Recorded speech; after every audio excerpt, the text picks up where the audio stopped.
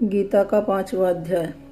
अर्जुन बोले, हे कृष्ण, तुमने पहले कर्मों का त्याग करने को कहा और फिर कर्म की प्रशंसा करते हो। इन दोनों में जो अधिक हितकर है वह एक बात निश्चय करके बतलाओ। श्री कृष्ण बोले कि कर्मों का त्याग और कर्मों का करना ये दोनों ही मोक्ष देने वाले हैं, परंतु इन दोनों में कर्म त्याग से कर्मयोग हितकर है। जो किसी से द्वेष नहीं रखता न किसी पदार्थ की इच्छा करता है वह सन्यासी है। ऐसा पुरुष संसार के बंधनों से छूट जाता है। सांख्य और योग को मूर्ख लोग ही पृथक पृथक कहते हैं, पंडित नहीं कहते हैं। जो इन दोनों में से एक में भी अच्छी तरह स्थित हो जाता है उसको दोनों फल प्राप्त होता है। ज्ञान योगियों को जो स्थान मिलता है वही कर्मयोगियों को प्राप्त होते हैं। ज्ञान योग व कर्मयोग एक ही है। कर्मयोग के बिना संन्यास का प्राप्त होना दुस्तर है। कर्म करने वाले मुनिजन को ब्रह्मा प्राप्त होने में विलंब नहीं लगता। कर्मयोग युक्त शुद्ध अंतःकरण वाला, मन तथा इंद्रियों को जीतने वाला, संपूर्ण प्राणियों में अपनी आत्मा को देखने वाला, कर्म करता हुआ भी कर्म फल से लिप्त नहीं होता। योग युक्त तत्ववेत्ता पुरुष देखते हैं, सुनते हैं, स्पर्श करते हैं, सूंघते हैं, खाते हैं, चलते हैं, श्वास लेते हैं, तो भी यह नहीं मानते हैं कि मैं कुछ नहीं करता। वे बोलते हैं, त्यागते हैं, ग्रहण करते हैं, परंतु यही मानते हैं कि मैं कुछ नहीं करता, और यह मन धारण करते हैं कि इंद्रियां ही अपने अपने विषयों में बरतती रहती हैं। जो प्राणी ब्रह्मा में अर्पण कर संग को त्याग कर कर्म करता है वह पाप से लिप्त नहीं होता। जैसे कमल पत्र पर जल नहीं ठहरता, योगी जन शरीर से, मन से, बुद्धि से तथा इंद्रियों की आसक्ति से रहित होकर आत्मशुद्धि के निमित्त कर्म करते हैं।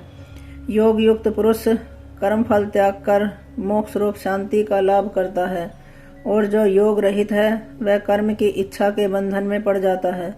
सब कार्यों को मन से त्याग करके प्राणी इन वन द्वार इंद्रियों की देह रूपी पुरी में न कुछ करता है और न करता हुआ आनंद पूर्वक रहता है। परमेश्वर किसी कर्म में प्रवृत्त नहीं करता, कर्म और कर्म फल को उत्पन्न नहीं करता। ये सब प्रवृत्ति द्वार होते रहते हैं। परमेश्वर किसी के पुण्य तथा पाप को नहीं लेता। ज्ञान जो अज्ञान से आच्छादित है उससे जीव मोह को प्राप्त हो जाते हैं, परंतु आत्मज्ञान के द्वारा जिनका ज्ञान नष्ट हो गया है उनका वह आत्मज्ञान परमेश्वर के रूप को ऐसा भाषित करता है जिस प्रकार सूर्य संपूर्ण संसार को प्रकाशित कर देता है। उसी परमात्मा में जिसकी बुद्धि स्थिर है और उसी में मन लगाते हैं, उसी में निष्ठा रखते हैं और जो सदा उसी के ध्यान में लगे रहते हैं, ज्ञान द्वारा जिनके सब पाप नष्ट हो गए हैं वे इस संसार में जन्मते नहीं।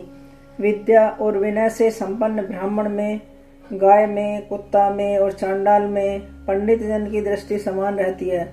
जिसके मन में इस तरह की समानता उत्पन्न हो जाती है उन्होंने समझो कि इस लोक में जन्म मरण रूप संसार को जीत लिया है, क्योंकि ब्रह्मा निर्दोष और सर्वत्र समान है, इसलिए वे ब्रह्मा को प्राप्त हो जाते हैं।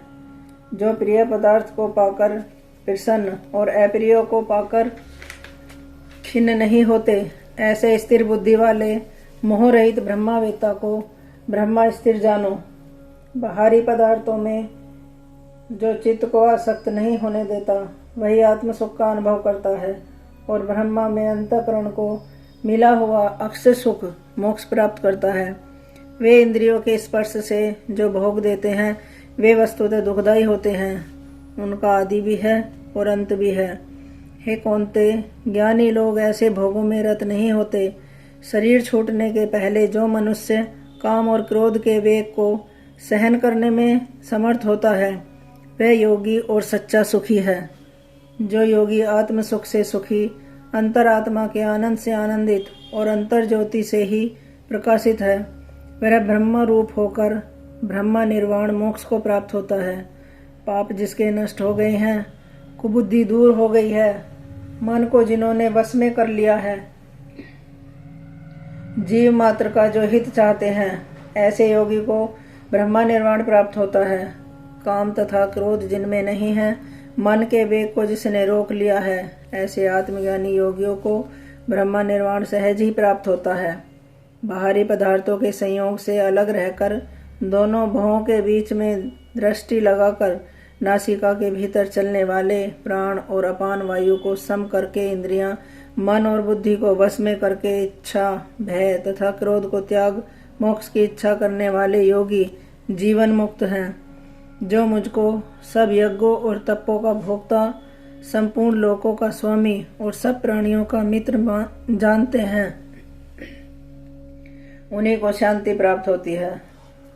इति श्रीमद्भगवद्गीता सोपनिषद सुब्रह्मा विद्या योग शास्त्रे श्री कृष्ण अर्जुन संवादे संन्यास योगो नाम पंचम अध्याय समाप्त। हरिओम। 5वें अध्याय का महात्म्य। श्री कृष्ण भगवान जी बोले कि हे लक्ष्मी, 5वें अध्याय का महात्म्य सुन। एक ब्राह्मण पिंगल नाम का अपने धर्म से भ्रष्ट हुआ। वह कुसंग में बैठ मच्छी मांस खावे, मदिरा पान करे, जुआ खेले। देवयोग से वह पिंगल एक राजा के यहाँ नौकर हो गया। राजा के पास और लोगों की चुगलियां क्या करे। जब वह बहुत दिन पीछे वह धनवंत हो गया, तब उसने अपना विवाह कर लिया, परंतु स्त्री व्यभिचारिणी आई। वह स्त्री को मारता। उस स्त्री ने दुखी होकर उसे विष दे दिया। वह ब्राह्मण मर गया। तब उस ब्राह्मण ने गिद्ध का जन्म पाया और कुछ काल पीछे वह स्त्री भी मर गई। उसने तोते का जन्म पाया। तब वह एक तोते की स्त्री हुई। एक दिन उस तोती ने तोते से पूछा कि हे तोते, तूने तोते का जन्म क्यों पाया। तोता बोला कि हे तोती, मैं पिछले जन्म में की कथा सुनाता हूँ। मैं पिछले जन्म में ब्राह्मण था, अपने गुरु की बात नहीं मानता था। मुझको गुरुजी ने श्राप दिया और कहा कि जा तू तोते का जन्म पावे। इस कारण तोते का जन्म पाया। अब तू कह, तू किस कारण से तोती हुई। उसने कहा कि मैं पिछले जन्म में ब्राह्मणी थी। एक दिन मैंने अपने पति को विष दे दिया और वह मर गया। तोते ने कहा कि तू बहुत बुरी है, जिसने अपने पति को विष दे दिया। एक दिन वह तोती वन में बैठी थी। वहां गिद्ध आया और तोती को उस गिद्ध ने पहचाना और वह गिद्ध तोती को मारने चला। आगे आगे तोती और पीछे पीछे गिद्ध। जाते जाते तोती एक शमशान भूमि में थककर गिर पड़ी। वहां एक साधु का दाह हुआ था। साधु की खोपड़ी वर्षा के जल के साथ भरी हुई पड़ी थी। वह उसमें जा गिरे। इतने में गिद्ध आया और तोती को मारने लगा। उस खोपड़ी के जल के साथ उसकी देह धोई गई और दोनों आपस में लड़ते लड़ते मर गए और अधम देही से छोड़कर देव देही पाई। और विमान आए जिन पर बैठकर दोनों बैकुंठ को चले गए। वह खोपड़ी एक साधु की थी, जो गीता जी के 5वें अध्याय का पाठ नित्य किया करता था। वह परम पवित्र था। उसके जल से दोनों पवित्र हो गए। जो प्राणी श्री गंगा जी का स्नान करके श्री गीता जी का पाठ करते हैं, वे बैकुंठ को जाते हैं। हरिओम।